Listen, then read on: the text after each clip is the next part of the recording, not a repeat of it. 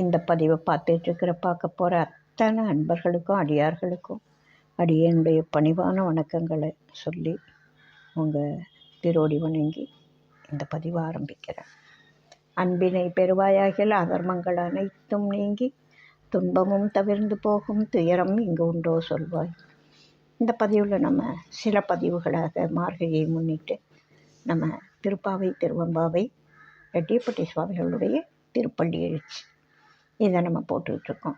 திருப்பாவை திருவெம்பாவை நிறைய பேர் அருமையாக இனிமையாக பாடுறாங்க. நிறைய பேர் மிக மிக விளக்கமாக பொருள் விளக்கம் கொடுக்குறாங்க. ஆனால் ரெட்டியப்பட்டி சுவாமிகளுடைய திருப்பள்ளி எழுச்சியை யாரும் சொல்லலை. சொல்கிறதுக்கு தெரிஞ்சவங்க சொல்ல ஆரம்பிக்கலை. அதனால் அதையும் சேர்த்து சொல்லணும் அப்படின்றதுக்காகத்தான் நான் இந்த பதிவை ஆரம்பிக்கிறேன். உங்களுக்கு திருப்பாவை திருவெம்பாவை எல்லாம் நிறைய சேனலில் கிடைக்கும். அப்படியே மனசை உருக பாடக்கூடியவர்கள் இருக்காங்க. சிறந்த பாடகர்கள் அருமையாக பாடுறாங்க. இதை கால நேரத்தில் டிவியில் நிறைய சேனல்களில் திருப்பாவை திருவெம்பாவை ஒலிச்சிக்கிட்டு இருக்கு, விளக்கமும் போட்டுக்கிட்டு இருக்காங்க. இதை நிறைய பேர் கேட்குறாங்க, ரசித்து உட்கார்ந்து கேட்குறாங்க. அவங்களுக்கு நான் சொல்கிற விளக்கம் ரொம்ப கம்மியாக இருக்கும், அவங்களுக்கு திருப்தியாக இல்லாமல் கூட இருக்கலாம். ஆனால் ரெட்டியப்பட்டி சுவாமிகள் பற்றிய திருப்பள்ளி எழுச்சி யாரும் கேட்டிருக்க மாட்டாங்க அப்படின்றத நான் நம்புறதுனால திரும்ப அதை சொல்கிறேன்.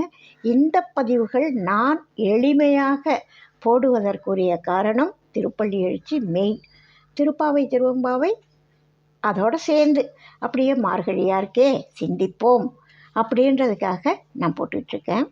இன்றைக்கி 7வது பாடல் இப்போ பார்க்கலாம். அருமையான பாடல். ஆண்டாள் நாச்சியாரை பற்றி சொல்லவே வேண்டாம். திருமாலையே திருவரங்கனையே தன் மணாளனாக எண்ணி வளர்ந்து வாழ்ந்து அதை செயல்படுத்தி காட்டியவங்க. திருவரங்கத்தில் மூலஸ்தானத்தில் போனவங்க. இந்த உடல் சாதாரண நம்மை போன்ற உடலாக இருந்தால் அவங்களுக்கு அது மாதிரி மறைய முடியுமா? அது ஒளி உடல், ஒளியோட ஒளி கலந்து போகுது. அப்பேற்பட்ட ஆண்டாள் நாச்சியார் பாடிய பாடல்கள் வெகு சிறப்பான பாடல்கள். சின்ன வயசில், இப்போல்லாம் வயசு முதிர்ந்த பிறகு குறிப்பாக வெளியில் வேலைக்கு படிக்கிறதுக்கு வேலைக்கு அல்லது திருமண வாழ்க்கை இப்படியெல்லாம் போன பிறகு அதுக்கு வாய்ப்புகள் இல்லாமல் போச்சு. சின்ன வயசில் திருப்பள்ளி எழுச்சி பாடல், திருப்பாவை திருவெம்பாவை எல்லா பாடல்களையும் வீட்டில் எல்லாரும் பாடுவோம். அது ஒரு வழக்கமாக ஆக்கியிருந்தார் அப்பா. காலையில் முதல் வேலை ரெட்டியப்பட்டி சுவாமிகளோட திருப்பள்ளி எழுச்சி பாடல், அதுக்கப்புறம்தான் மற்ற பாட்டெல்லாம் நாங்கள் பாட ஆரம்பிப்போமே. அது பாட்டுக்கு ஒவ்வொருத்தர் வாய் முணுமுணுத்துக்கிட்டே ஏதானும் வேலை செய்வோம், ஸ்கூலுக்கு கிளம்பிகிட்ருப்போம். அப்படிப்பட்ட பாடல்கள் அது எல்லாருக்கும் தெரியணுன்றதுக்கு தான் இப்போ நம்ம திருப்பாவை பார்க்குறோம். கீசு கீசென்றெங்கும் ஆனை சாத்தன் கலந்து பேசின பேச்சரவும் கேட்டிலையோ பேய்ப்பெண்ணே, காசும் பிறப்பும் கலகலப்பக்கை பேர்த்து வாசனருங்குழல் ஆய்ச்சியர் மத்தினால் ஓசைப்படுத்த தயிரரவம் கேட்டிலையோ, நாயகப் பெண் பிள்ளாய் நாராயணன் மூர்த்தி கேசவனை பாடவும் நீ கேட்டே கிடத்தியோ, தேசமுடையாய் திரவேலோர் எம்பாவாய். காலை நேரத்தில் இது கிராமத்தில் அதிகமாக கிடைக்கும், நகர்பகுதிகளில் சில இடங்களில் கிடைக்கும். இப்போ நிறைய மரங்கள் இருக்குது, நிறைய மரத்தை வச்சு பழக்கிறாங்க. அதனால் இப்போது நகர்பகுதிகள்லேயும் நிறைய இடங்களில் மரங்கள் இருக்குது. மரங்கள் இருக்கிற இடத்துல இந்த பறவைகளோட ஒலிகள் ரொம்ப நல்லாயிருக்கும். கிராம பகுதியில் அதிக விதமான பறவைகள் இருக்கும். கிச் கிச் கிச் கிச்னு சின்ன பறவையாக இருக்கும், இத்தினோண்டு இருக்கும். தேன் சிட்டுன்னு ஒன்று இருக்குது, அது ரொம்ப சின்னதாக இருக்கும். அதோட ஒலி ரொம்ப கனகம்பீரமாக இனிமையாக இருக்கும். அது மாதிரி நிறைய பறவைகள் விழிக்கும் நேரம், காகமாக இருக்கட்டும் கோழியாக இருக்கட்டும், எந்த பறவை இனங்களும் காலையில் விழிச்செழுந்துடும். இரவில் நேரத்தோடு போய் அந்த இருட்டு வர்ற சமயத்தில் போய் ஓய்வெடுக்கும், விடியற்காலையில் விழிச்சுக்கும். அவங்களையெல்லாம் யார் எழுப்புறாங்க, யார் அலாரம் வைக்கிறாங்க? அப்படி தானே அந்த சூரியோதயத்துக்கு முன்னாடி எல்லாரும் விழிச்சிடுவாங்க. அந்த சத்தம், ஒலி, பறவைகளோட ஒலி, கீச் கீச் அப்படின்னு எங்கும் ஆனை சாத்தன் கலந்து பேசின பேச்சரவம் கேட்டிலையோ. ஒரு பக்கம் பறவைகள்லாம் அதோட பண் பழக்கத்துக்கு ஒலி எழுப்புது. நிறைய பறவைகள் ஒலி எழுப்புது. உனக்கு கேட்கவே இல்லையா? இவ்வளவு பறவைகள் ஒலி கீச் கீச்சுன்றது ஆனைச்சாத்தன்னு சொல்கிறாங்க. ஆனைச்சாத்தன் அப்படின்ற பேர் வழக்கில் இல்லைன்னாலும் நிறைய பறவைகளோட ஒலிகள் இருக்குது. பேச்சரவம் கேட்டிலையோ. இப்போது பேய் பெண்ணேன்னு கூப்பிடுறாரு. பேய் பெண்ணேன்னு ஏன் சொல்லணும்? உறக்கமானது மனுஷனை சிந்திக்க விடாமல் ஓய்வுலையே வச்சுருக்கோம் இல்லையா? நிறைய இப்போ நேரம் தூங்குறவங்களுக்கு சிந்திக்கிறதுக்கு நேரம் இருக்காது. அதனால் தூங்குகிற பெண்ணை பேய் பெண்ணே, அதாவது தூக்கத்தின் வயப்பட்ட பெண்ணே, மாயின் வயப்பட்ட பெண்ணே அப்படின்ற மாதிரி சொல்கிறாங்க. காசும் பிறப்பும் கலகலப்ப கை பேர்த்து. இப்போ அந்த நேரத்தில் பெண்கள் விடியல் நேரத்தில் தான் மோர் சிலுப்புறதுன்னு சொல்லுவாங்க, தயிர் கடையிறது அப்படின்னு சொல்லுவாங்க. யசோதை அதை செய்ததாக எல்லாரும் கதையில் பார்த்துருப்போம். நேரில் பார்த்தவங்க கொஞ்சம் பழைய ஆட்கள் தான் பார்த்துருப்பாங்க. இப்போ இருக்கிறவங்க பார்த்துருக்க மாட்டாங்க. அவங்கெல்லாம் என்ன செய்வாங்க, ஒரு தூண் இருக்குன்னு வச்சுக்கோங்க. அந்த தூணுக்கு எதிரில் பெரிய பானையில் தயிர் வச்சிருப்பாங்க. அதுலேருந்து மத்து நின்றுட்டுருக்கோம். கயிறு மத்தையும் அந்த தூணையும் இணைச்ச மாதிரி கயிறு இருக்கும். 2 பக்கமும் பிடிச்சி இழுப்பாங்க. இப்படி இழுக்கிறப்போ ஒரு சுற்று, இப்படி இழுக்கிறப்போ அந்த மத்தானது சுத்தம், சுழலும். அதாவது லெஃப்ட் ரைட்டாக திரும்பும் அது.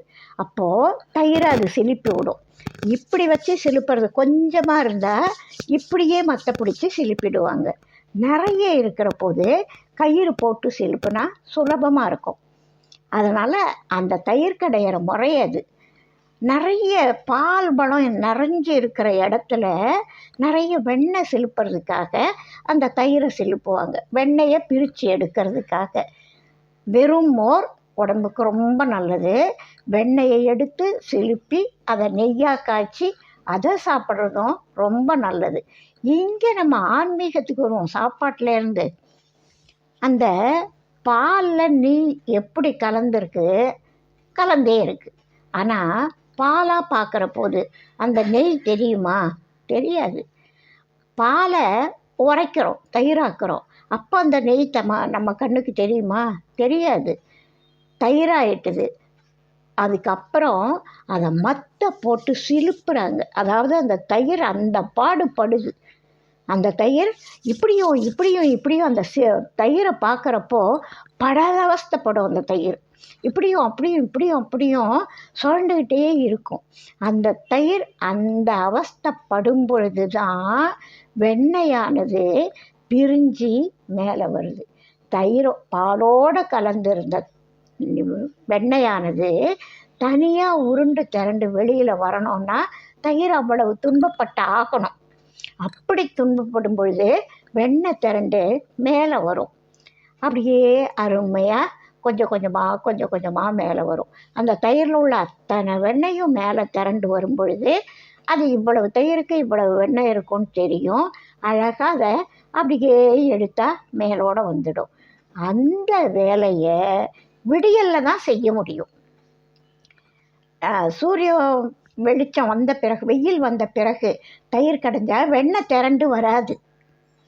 அது கலந்தே இருக்கும். அந்த விடியல் நேரத்தில், அந்த குளுகுளுன்னு இருக்கிற நேரத்தில் தான் வெண்ணெய் தனியாக திரள்றது சுலபமாக திரளும். அதனால் எல்லா ஆட்சியரும் என்ன பண்ணுவாங்க, விடியலில் தான் அந்த தயிர் செலுப்புவாங்க. அவங்களுடைய வியாபாரத்துக்கும் அது சரியாக இருக்கும், வெண்ணெய் திரள்றதுக்கும் பொருத்தமான நேரம். அதுபோல் நாம் பக்குவப்படணும் அப்படின்னா அந்த வாழ்வியல் இன்ப துன்பங்கள்லேருந்து தனியாக விலகி வரணும்னா அந்த துன்பம்தான் நம்மளை பிரித்து எடுக்கக்கூடியது. நம்ம மனசுக்கு அப்பா இறைவா பட்டதெல்லாம் போதுமப்பா, இப்போ இனி பட முடியாத அரசே அப்படின்வாங்க. அது மாதிரி இனி என்னால் பட முடியாது, போதும், நான் இதை விட்டு தனியாக வெளியில் வரணும் அப்படின்னு நம்ம ஆன்மா பக்குவப்படுறதுக்கு இந்த தயிர் சிலுப்புறத எல்லாரும் உதாரணமாக சொல்லுவாங்க. அப்படி இந்த தயிர்லேருந்து வெண்ணெய் திரண்டு வர்ற நேரம் விடியல் நேரம். நம்ம மனம் பக்குவப்படும் பொழுது, துன்பப்படும் பொழுது, துன்பத்தால் பக்குவப்பட்டு உண்மையை உணர்றதுக்கு, தன்னை பற்றி யோசிக்கிறதுக்கெல்லாம் அதுதான் நல்ல நேரம். அந்த பிரம்ம முகூர்த்தம் அப்படின்னு சொல்லுவாங்க. அப்போ விழிப்பு நிலையிலேருந்து அப்போ தியானம் பண்ணி நம்ம அதையெல்லாம் தெரிஞ்சுக்கிற போது இறைவனை நோக்கி நம்முடைய மனசு போகும். அதுக்குரிய பக்குவமான மாதம் அதாவது தேவ கணக்கில் இது விடியல் நேரம். இந்த விடியலில் நம்ம சிந்திக்கிற போது இன்னும் நமக்கு அந்த எண்ணங்களுக்கு வலிமை அதிகமாக இருக்கும். பொதுவாக இது ஆன்மீகம், அது லௌகீகம். இது இல்லாமல் நமக்கு ஓசோன் லேயர் அதிகமாக பூமியிலேருந்து கிட்டக்க இருக்கிற அந்த ஓசோன் லேயர் நெருக்கமாகவும் நிறையவும் நமக்கு கிடைக்கக்கூடிய சீசன் இது. இப்போ பருவமழை ஒரு சில மாதங்களில் பெய்யுது இல்லையா, மாதம் மும்மாரி இப்போ இல்லை, ஏதோ சில அந்த மழைக்காலம் வரும்பொழுது பெய்யுது இல்லையா, ஏதோ சில நாட்கள் நிறைய மழை கிடைக்குது. அதுபோல் நம்ம உடம்புக்கு தேவையான ஓசோன் சக்தி, ஆற்றல் காற்றோடு கலந்து நமக்கு கிடைக்கக்கூடிய அற்புதமான விஞ்ஞான காரணம் இது. இந்த எல்லாத்தையும் ஒன்றா இணைச்சி தான் பெரியவங்க இந்த காலத்தை நமக்கு விடியலுக்கு இதையெல்லாம் சொல்லுங்க, இப்படியெல்லாம் சிந்தனை பண்ணுங்க, இறைவனை நோக்கி மனசை செலுத்துங்க அப்படின்னு நமக்கு சொல்லி கொடுத்துருக்காங்க. அப்படி இந்த ஆட்சியர்கள்லாம் இந்த மற்ற தயிர் சிலுப்புறாங்க. அப்போது இந்த முன்னும் பின்னும் இப்படி இழுக்கிறப்போ அவங்க கைகளில் அணிஞ்சிருக்கிற வளை ஒலி ரொம்ப அருமையாக இருக்கும். அந்த வளையோசை ரொம்ப அருமை. திரைப்படத்தில் கூட வளையோசை கேட்டு அப்படின்வாங்க. அது இனிமையாக இருக்கும், அது ரீத்தமாக இருக்கும். அந்த இழுக்கிறப்போ தயிர் செலுப்புறப்போ ஒரே சீராக முன்னும் பின்னும் போயிட்டு வரோம் இல்லையா, இந்த வளையல் அதே மாதிரி முன்னும் பின்னும் போயிட்டு வர்றப்போ அந்த ஓசையும் ரொம்ப அழகாக இருக்கும். இது மாதிரி இடைச்சியர்லாம் தயிர் கடையிறாங்களே, அந்த ஓசை கூட உனக்கு கேட்கலையா, அந்த வளையொலி உனக்கு கேட்கலையா, அதை கேட்ட உடனே விடியுது அப்படின்னு நீ எழுந்திருக்க வேண்டாமா? பெண்களின் தலைவியே, நல்லவதானே, ஆனால் நாங்கள் சரி இந்த ஒலி பறவை ஒலி கேட்கலை, கவனிக்கலை, பெண்கள் தயிர் சிலுப்புறப்ப வளையொலி கேட்குது, அதையும் நீ கவனிக்கலை, நாங்கள்லாம் இறைவனை கேசவனை நினச்சி பாடி பரவறமே, அது கேட்டுமா உனக்கு விழிப்பு வரல, இன்னமும் தூங்குறியா? கேசவனை பாடவும் நீ கேட்டே கிடத்தியோ, அதை கேட்டும் உனக்கு எழுந்திருக்க மனசு வராமல் படுத்து கிடக்கிறியே, தேசமுடையாய் திரவேலோர் எம்பாவாய். போதும், நீ தூங்குனதே போதும். அங்கே பாரு, பறவைகள் கத்திகிட்ருக்கு, இங்கே ஆட்சியர்கள் தயிர் செலுப்பிகிட்ருக்காங்க, நாங்கள் பாட்டு பாடிகிட்ருக்கோம். மலரோட அந்த மனம் விடியல்ல, அதாவது சில மலர்கள் இரவில் மலரும், அந்த மனம் இரவு முழுசும் இருக்கும். அந்த விடியல்லையும் அவ்வளவு மனமாக இருக்கும். அதுவே நேரம் ஆக ஆக பல காரணங்களால் அந்த மனம் குறையும். அந்த விடியல் நேரத்தில் அவ்வளவு அந்த மலர்ற டைமில் அவ்வளவு மனமாக இருக்கும். அந்த மனம் உன்னை எழுப்பலையா? கும்பகர்ணனை எது எழுப்புச்சு? அவ்வளோ பாடுபட்டாங்க. யானைகளை விட்டாங்களாம், படைகளை துரத்துனாங்களாம், யானையை விட்டு மிதிச்சே கும்பகர்ணனுடைய தூக்கம் கலையலை. ஆனால் எதால் கலந்தது தெரியுமா? உணவுப் பொருட்கள், அவனுக்கு பிடிச்ச உணவெல்லாம் சமைச்சு கொண்டு பக்கத்தில் வைக்கிறாங்க. அது போய் அந்த உணவனுடைய மனம் நாசியில் ஏறின உடனே அழகாக தூக்கம் கலையுது. கும்பகர்ணன் இடையில தூக்கம் கலையக்கூடாது, கலைஞ்சால் நல்லது இல்லை, ஆனால் அவனுக்கு சூழ்நிலை தூக்கம் கலையுது. அப்போது அந்த கும்பகர்ணனுடைய தூக்கத்தையே கலைச்சது உணவோட மனம். அப்படி இந்த வாசனை மனம் இருக்கே, மலரோட மனம், அது ஒன்றுங்க, அதுவும் எழுப்பலை. இதுவும் எழுப்பலை, இதை கண்டும் நீ எழுந்திருக்கல, அதை கேட்டும் எழுந்திருக்கல, பலர் பேசுகிறாங்க அதுவும் எழுந்திருக்கல, நாங்கள்லாம் திருமாலை பாடி பரவுறோம் அதையும் நீ கேட்டு எழுந்திருக்கல, என்னம்மா நீ எழுந்திரு, பேரழகு உடையவளே கதவை திறந்துக்கிட்டு வா, உறங்கியது போதும் எழுந்து வா என்று சொல்லக்கூடிய பாடல் மிக அருமையான பாடல். இந்த பாடலுக்கு அடுத்தது நம்ம திருவெம்பாவையை பார்க்கலாம். திருவெம்பாவை பாடலில் மாணிக்கவாசக பெருந்தகை சிவபெருமானை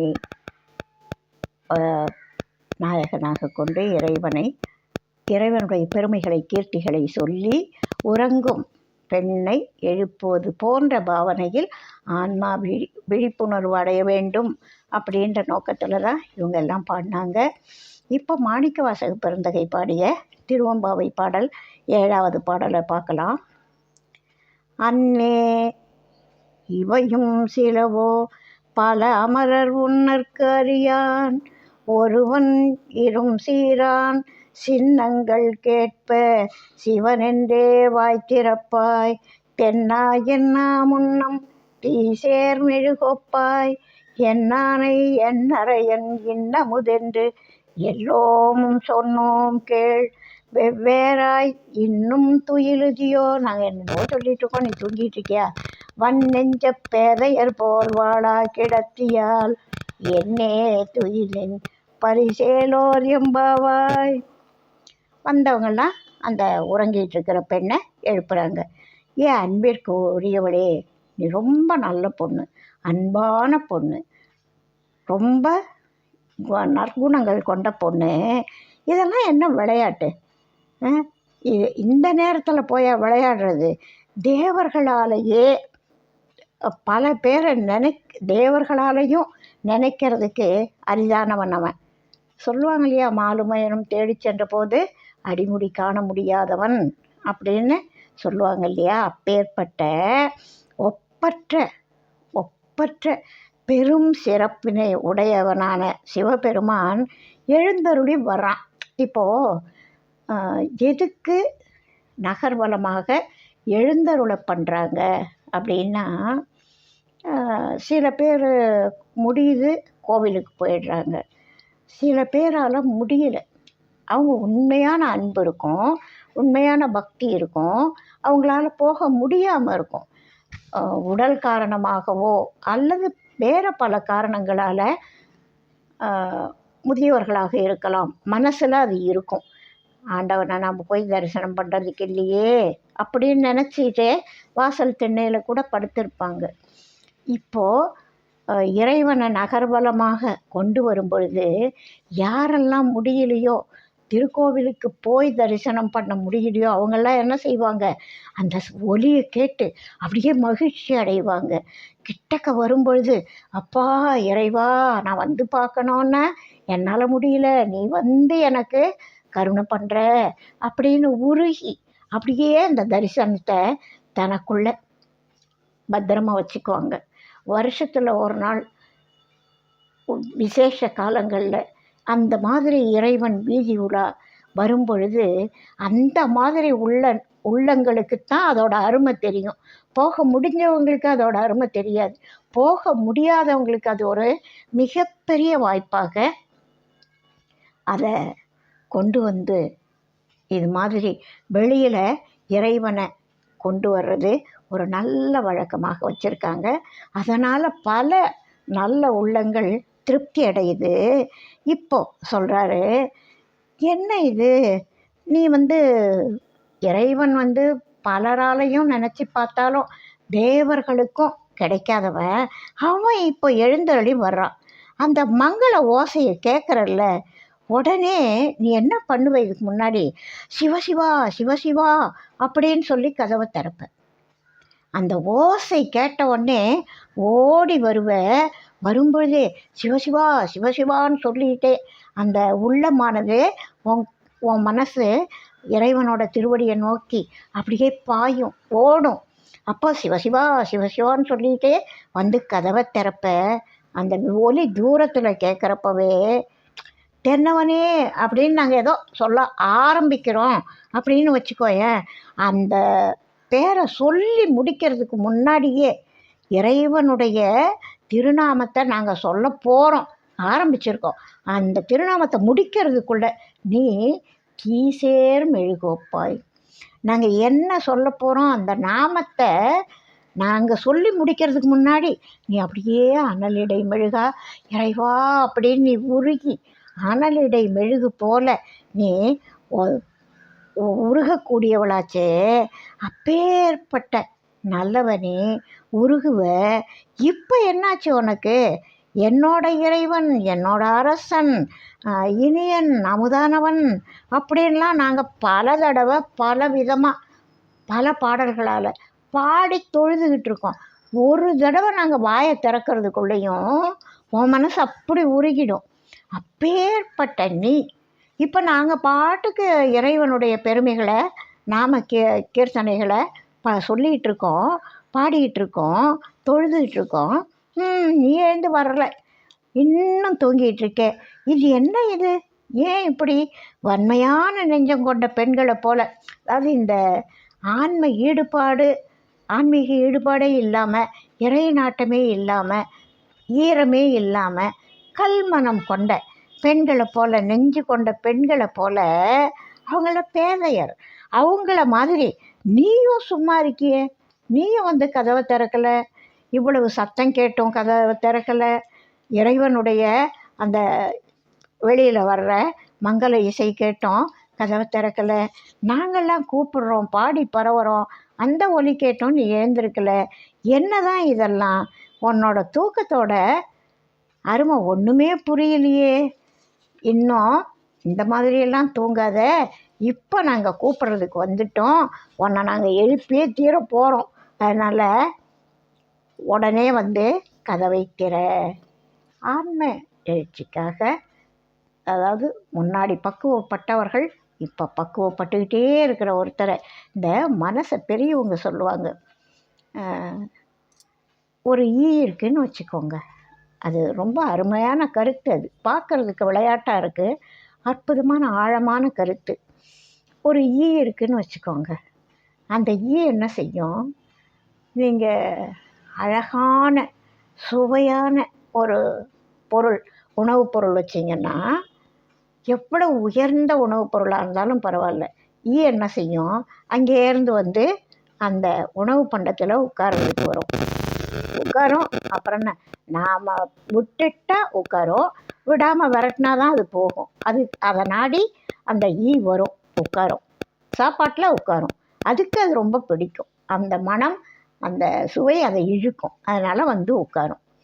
அந்த அப்படியே பார்த்துக்கிட்டே இருங்க, எங்கே போகுதுன்னு கொஞ்ச நேரம் கவனிச்சிங்கன்னா, பக்கத்தில் ஏதோ ஒரு வேண்டாத பொருள், நீங்கள் வேணான்னு தூக்கி எறிஞ்ச ஒரு பொருள், அழுகி போன பொருள், வீணாக போன பொருள் அங்கே இருக்குன்னா, அங்கேருந்து போய் அது மேலேயும் உட்காரும். அந்த வேண்டான்னு தூக்கி எறிஞ்ச பொருள் மேலேயும் உட்காரும். அது அழுகி போனதாக இருக்கலாம், கெட்டு போனதாக இருக்கலாம். திரும்ப என்ன செய்யும்? நம்ம தான் அழுகி போன பொருளில் உட்காந்து ரசித்தோமே, அதனால் நம்ம இங்கே வரக்கூடாதுன்னு இருக்காது, திரும்ப இங்கே வரும். அது பாட்டுக்கு பறக்கும், அது இயல்பாக பறக்கும், இங்கேயும் உட்காரும் அங்கேயும் உட்காரும். சில உயிரினங்கள் இந்த ரெண்டையும் ஒரே நேரத்தில் செய்யாது. இப்போது எறும்புக்கிட்ட அதுக்கு தேவையான உணவுப் பொருள் இருந்தால் அதை இழுத்துக்கிட்டு போய்கிட்டே இருக்கும். அது அங்கே போய் இங்கே வரணும்னு வராது, இங்கேருந்து அங்கே வரணும்னு தேடிட்டு வராது. அதுக்கு தேவை உணவுப் பொருள், அதை எடுத்துக்கிட்டு போகும், தன்னோட இடத்துல சேமிக்கும். ஆனால் என்ன செய்யும்? வேண்டாத இடத்துக்கும் போகும், வேண்டிய இடத்துக்கும் போகும், நல்ல இடத்துக்கும் போகும், கெட்ட இடத்துக்கும் போகும். அதுபோல் நம்முடைய மனசு, அதாவது பக்குவப்படணும் அப்படின்னு ஆன்மீக நாட்டம் ஆரம்பிக்குதுன்னு வச்சுக்கோங்க. அப்போ என்ன செய்யும்? ஐயோ நம்ம இப்படி இருந்தால் நல்லா இருக்குமே அப்படின்னு நல்ல விஷயத்துக்கு போகும். அதாவது ஒரு கோவிலுக்கு போகணுன்னு நினைக்கிறோன்னு வச்சுக்கோங்களேன் உதாரணத்துக்கு, அல்லது தியானம் பண்ணணும்னு நினைக்கிறோன்னு வச்சுக்கோங்களேன், அதுக்கும் போகும், அதுக்கும் ஆசைப்படும், நல்ல விஷயத்துக்கும் ஆசைப்படும். அங்கேருந்து அப்படியே ஒரே நிமிஷத்தில் வேறு ஏதோ நமக்கு வேண்டாத ஒரு காட்சி கிடைக்குதுன்னா அதையும் போய் பார்க்கும். அது வேணான்னு மனசுக்கு தெரியும், ஆனாலும் பார்க்கும், ஆனாலும் ரசிக்கும். இது மாதிரி நல்லதுக்கும் போகும், கெட்டதுக்கும் போகும் அப்படின்னு சொல்லுவாங்க. இதுதான் மனசோட இயல்பு.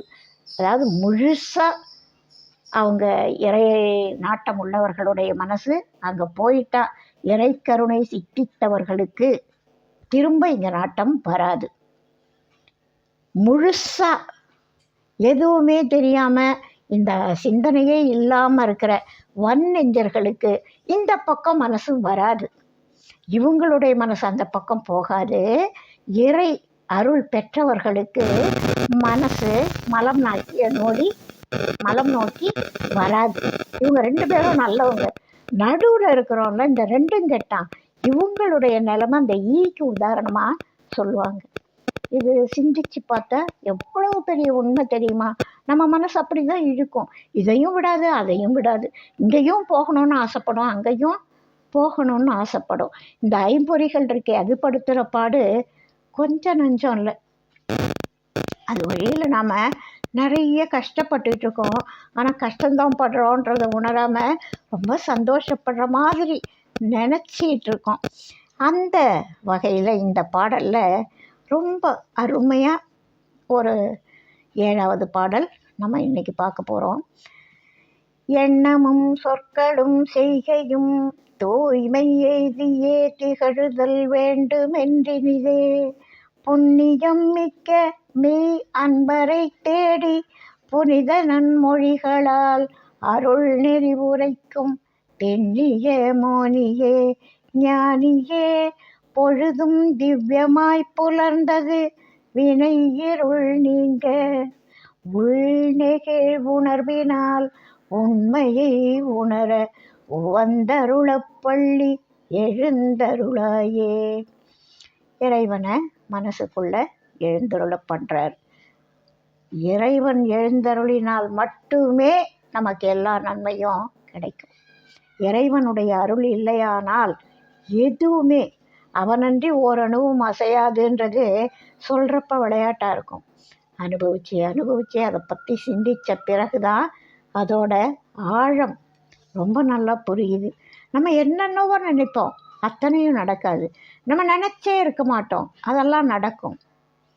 ஏன்னு யோசித்து பார்த்தா அப்புறம்தான் தெரியும். அவனன்றி ஓரணுவும் அசையாது. அவன் கொடுக்கணும்னு நினைக்கிறத தான் கொடுப்பான். கொடுக்கக்கூடாதுன்றது நம்முடைய வினைப்பயனாக இருக்குமானால் அது நம்ம என்னதான் கோடி தொகுத்தாருக்கும் துய்த்தல் அரிது, அப்படி ஆயிடும். வகுத்தான் வகுத்த வகையல்லால் கோடி தொகுத்தாருக்கும் துய்த்தல் அரிது. அதே சமயம் இறைவன் நினச்சா எல்லாமே மாறும். நம்முடைய எண்ணங்களுடைய வலிமையினால இறை நாட்டத்தினால விதித்த விதிதனை மாற்றும் வேதாந்த நாயகன் அது வேற. அது நோலார் நோற்பார் வித்தியாசத்தில் அது அடங்கிடும். இப்போ இவர் என்ன சொல்கிறார் இந்த பாடலில்? ரெட்டியப்பட்டி சுவாமிகளை பற்றி என்ன சொல்கிறாங்க அப்படின்னா, எண்ணமும் சொற்களும், நம்முடைய சொற்கள் தூய்மையாக இருக்கிறது வெளியில் தெரியும். எண்ணத்தில் சுத்தம் வரணும். எண்ணமும் சொற்களும் செய்கையும், இது 3 ஒரே நேர்கோட்டில் அமையணும். இது வேற இருக்கும், அது வேற இருக்கும், அது வேற இருக்கும். நிறைய பேர் இன்றைக்கி வாழ்க்கையில் அப்படி தான் இருக்கும். மனசில் ஒன்றை நினைப்போம், வாயால் ஒன்று சொல்லுவோம். நினச்சது வேறையாக இருக்கும், சொல்கிறது வேறையாக இருக்கும். ஏன்னா நினச்சதை சொல்ல முடியாது, சொல்கிறது தான் நினைக்கணும்னு மனசுக்கு அவசியம் இல்லை. ஆனால் செய்யறது இந்த 2க்குமே பொருந்தாமல் ஒரு செயலை செய்வோம். இது சகஜம். நம்ம யோசித்து பார்த்தாலே சில சந்தர்ப்பங்களில் அதெல்லாம் நடந்திருக்கும். இந்த 3 ஒன்றா இருக்கிறது தான் உண்மை. இந்த 3 வேறு வேற இருக்கிறது பொய்.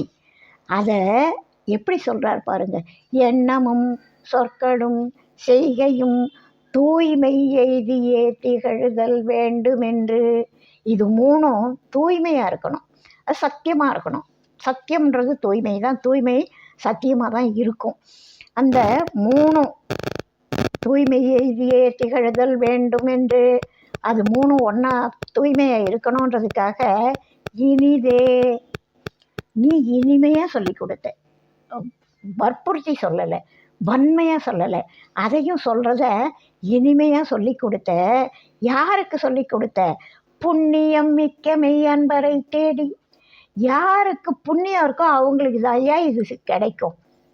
அருட்சட்டம்ன்றதே ஏற்கனவே பல பிறவிகளில் புண்ணியம் செய்து நம்ம நல்ல கதி அடையணும், இறைவனை அடையணும் அப்படின்ற நாட்டம் இருக்கிறவங்களுக்குத்தான் அருட்சட்டத்தோட அறிமுகமே கிடைக்கும். அப்படி அந்த அருட்சட்டத்தினால புண்ணியம் மிக்க மெய் அன்பரை தேடி புனித நன்மொழிகளால், அந்த அருட்சட்டத்தோட விளக்கம் முழுசுமே புனிதமானது, அருள் நிறைஞ்சது, நல்ல வார்த்தைகள், இனிமையான வார்த்தைகள். அதை எத்தனை சொற்களை மேலே மேலே போடுறாங்க. ஒவ்வொன்றும் வேறு வேறு பொருளை குறிக்கும். ஆனால் எல்லாம் ஒரு சார்புடைய வார்த்தைகள். எண்ணமும் சொற்களும் செய்கையும் தூய்மை ஏகியே திகழுதல் வேண்டுமென்றினிதே புண்ணியம் மிக்க மெய் அன்பரை தேடி புனித நன்மொழிகளால் அருள் நெறி உரைக்கும் தென்னியே மோனியே ஞானியே பொழுதும் திவ்யமாய் புலர்ந்தது. இது சொன்னவர் யாரு? இந்த புனித நன்மொழிகளால் அருள் நெறிய உரைச்சவர் யாருன்னா திண்ணிய மோனி. அவர் ரொம்ப திடமானவர். இறைவன் திண்ணியன். அந்த திண்ணிய மோனியே, மோனத்தவத்தில் இருக்கிறவங்க அவங்கெல்லாம் ஞானியே, ஞான கனிகள். பொழுதும் திவ்யமாய் புலர்ந்தது. எதுக்காக இந்த பொழுது புலர்ந்திருக்கு தெரியுமா? வினை இருள் நீங்க. என்னுடைய வினைகளாகிய இருள் நீங்கிறதுக்காக, அறியாமையிலேருந்து வினைகள்லேருந்து நாம் நீங்கிறதுக்காக இந்த பொழுது திவ்யமாய் புலர்ந்திருக்கு. கதிரவனோட வரவு உலகத்தை வெளிச்சமாக்குற மாதிரி இறைவனுடைய அருளாற்றல் நம்முடைய வினைகளை, அறியாமையை போக்கி நமக்குள் ஒரு மலர்ச்சியை ஏற்படுத்தும். அப்படி திவ்யமாய் புலர்ந்தது வினை இருள் நீங்க. இப்போ என்ன நடக்கணும்? உள் நெகிழ் உணர்வினால். இப்போ வினை நீங்கி போச்சுன்னாலே அந்த உள்ளம் நெகிழும். வினை இருக்கிற வரைக்கும் தான் நமக்கு பல ஆசைகள், பல பற்றுகள், பல காரணங்கள். அது பக்குவப்படாத மனசு மண்ணு மாதிரி. அந்த வினைகள் நீங்கி போனால் பக்குவப்பட்ட மண்ணாயிடும், பக்குவப்பட்ட மனமாயிடும். அப்போது உள் நெகிழ்ச்சி ஏற்படும். அந்த உள் நெகிழ் உணர்வினால் உண்மையை உணர, மெய்ப்பொருள் ஒன்றே ஒன்று தான். அந்த மெய்யை உணர்றதுக்கு உவந்து அருள பள்ளி எழுந்தருளாயே. இதையெல்லாம் நீ செய்யறதுக்கு எனக்கு உள் நிகழ்ச்சி வர்றதும் ஒன்னால தான் வரணும். என்னோட வினைகள் நீங்கணும்னா ஒன்னால தான் வரணும், ஒன்னால தான் அது நடக்கும். அதனால் இப்போ திவ்யமாக பொழுது புலர்ந்துருக்கு. வா, எனக்குள்ளே இருந்து இந்த அருள் நெறி உரைக்கக்கூடிய மோனியே, திண்ணிய மோனியே, ஞானியே, இப்போ பொழுது விடுகிறது. வா, என்னோட வினை இருளை நீக்கி எனக்கு உள் நெகிழ்ச்சியை ஏற்படுத்தி உண்மையை உணரணும். நான் அதுக்காக உவந்து, நான் கேட்டேன்னு செய்யாத, சந்தோஷமாக செய். உவந்து அருள பள்ளி எழுந்தருளாயே. நீ எனக்கு இறைவன் கொடுக்குறப்ப கஷ்டப்பட்டுக்கிட்டா கொடுப்பார். ஐயோ நான் கொடுக்குறனே அப்படின்னு நான் கொடுப்பாரு. உவந்து அருள்வார். அன்பர்கள் மேலே அவ்வளவு. கண்ணப்பனுக்கு செய்த சேட்டையெல்லாம் பாருங்க. ஆனால் அருள் எப்படிப்பட்ட அருள்! கண்ணப்பனுக்கு ஈடாக இன்னொரப்பன் இன்னைய வரைக்கும் அந்த இடத்த பிடிக்க முடியாத அளவுக்கு கொடுத்துருக்காரு. எல்லாருக்கும் அவர் கொடுக்குறப்ப எப்படி கொடுப்பாரு? உவந்து அருள் பண்ணுவார். உவந்து அருள பள்ளி எழுந்தருளாயே. இந்த பாடலை இன்னொரு தடவை சொல்ற பாருங்க, எவ்வளவு ஆழமான கருத்துக்கள் அப்படின்றதுக்காகத்தான். எண்ணமும் சொற்களும் செய்கையும் தூய்மை எய்தியே திகழுதல் வேண்டுமென்றினிதே புண்ணியம் மிக்க மெய் அன்பரை தேடி புனித நன்மொழிகளால் அருள் நெறி உரைக்கும் தென்னிய மோனியே, ஞானியே, பொழுதும் திவ்யமாய் புலர்ந்தது வினை இருள் நீங்க உள் நெகிழ் உணர்வினால் உண்மையை உணர உவந்தருள பள்ளி எழுந்தருளாயே. இந்த நல்ல விஷயங்களை நாம் சிந்திக்கிறதுக்கு இந்த வாய்ப்பை கொடுத்த இறைவனுக்கு நன்றி சொல்லி, இதை கேட்க ரசிக்க இருக்கிற உங்கள் எல்லாருக்கும் நன்றியும் வணக்கத்தையும் சொல்லி இந்த பதிவை நிறைவு பண்ணுறேன். வாழி எந்நாளும் மெய்மெய் வாழ்க நல்லறங்கள் எல்லாம் வாழிய பெரியோர் நாமம் வாழியே வாழி வாழி. அடுத்த பதிவில் அடுத்த ஒரு நல்ல கருத்தோடு சந்திப்போம். வாழ்க வளமுடன்.